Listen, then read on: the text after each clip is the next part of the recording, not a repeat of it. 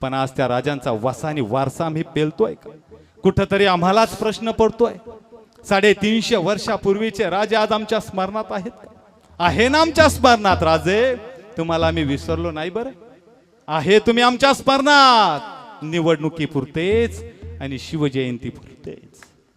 निवडणूक आली की तुमच्या फोटोचा वापर आम्ही करू राजे. शिवजयंती आली की तुमचा वापर करू राजे. आज कधीतरी विचार केला पाहिजे. 1.5 रुपयाचा चष्मा, 3 रुपयाचा बेल्ट, 2.5 रुपयाची चप्पल, कुरतडेल केसचं बिनमिशेचं एखादं पोरगा आमच्याकडे येतं आणि सहज बोलून जातं, महाराज असं शिवचरित्र सांगा की अंगाला काटा आला पाहिजे. 90 मारून अंगावर काटा येत असतो.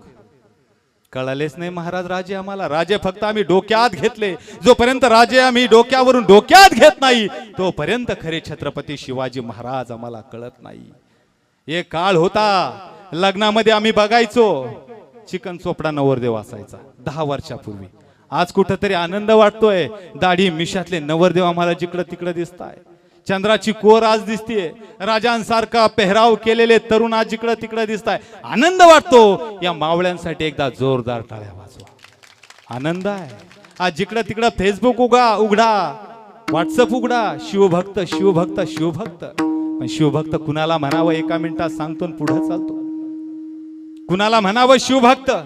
अरे ज्यानं आईच्या डोळ्यात कधी पाणी येऊ दिलं नाही तो खरा शिवभक्त. ज्यानं बापाची मान शर्मेनं कधी झुकू दिले नाही तो खरा शिवभक्त. ज्यानं देव देश धर्म आणि हिंदू संस्कृतीला कधी कलंक लागू दिला नाही तो खरा शिवभक्त. ज्यानं गाडी घोड्यावर लिहिलं, ऐ बघतोस काय मुजरा कर, आणि गाडी ढाब्यावर. ज्यानं कधी माझ्या राजाचा झेंडा, माझ्या राजाची प्रतिमा लावून गाडी कधी ढाब्यावर नेली नाही तो खरा शिवभक्त. हा खरा शिवभक्त आहे. ज्यानं राजांसारखी दाढी ठेवली, राजांसारखा पेहराव ठेवला, राजांसारखी दाढी ठेवली आणि थोबाडात कधीच नाही घुटक्याची ठेवली पुडी, तोच खरा शिवभक्त. तोच खरा शिवभक्त.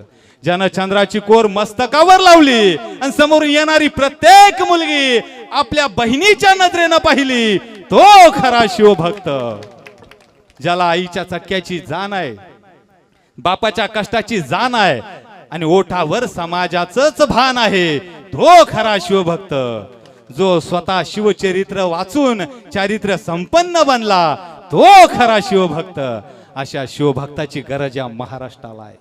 ज्या दिवशी असा शिवभक्त या महाराष्ट्राच्या मातीत जन्माला येईल, घराघरातून जन्माला येईल, त्या दिवशी या मातीमध्ये कुठल्याही ठिकाणी कोपर्डी सारखं प्रकरण घडणार नाही, खैरलांजी सारखं प्रकरण घडणार नाही, परवा आमच्या त्या प्रियंका ताई सारखं प्रकरण घडणार नाही. अन्य अत्याचार थांबतील, नक्कीच थांबतील ज्या दिवशी माझा शिवभक्त अशा विचाराने जन्माला येईल. तो नक्कीच येईल, पण त्यासाठी तुम्ही जिजाऊ आणि तुम्ही शहाजी राजे होणं गरजेचं आहे. ज्या दिवशी तुम्ही तुमच्या मुलांवर संस्कार द्याल त्या दिवशी तुमच्या उदरातून छत्रपती शिव शंभू जन्माला आल्याशिवाय राहणार नाही. ही सगळ्यात मोठी वस्तुस्थिती आहे. राजे जन्माला येत नाही. राजे का जन्माला येत नाही कधी केलाय विचार? माझ्या माता भगिनींनो, मंदिरात जाताना काय मागता देवाला? काय मागता देवाला?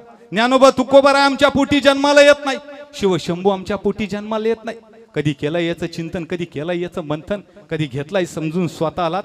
मंदिरात जाताना त्या देवाला काय मागतात? नारळ फोडतात. जे मागायचं नाही ते मागतात आणि जी खरी संपत्ती ती मागत नाही.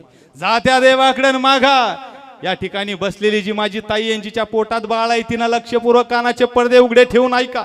त्या देवाकडे जाण, त्या देवाला म्हणावं, देवा अरे सौभाग्य कुठं असं, सौभाग्य कुठं असं जिजाऊ सारखं नशीब असावं. देवा वरदान दे मला, माझ्या आई पोटी शिव शंभू सारखं एक बाळ असावं, शिव शंभू सारखं एक बाळ असावं.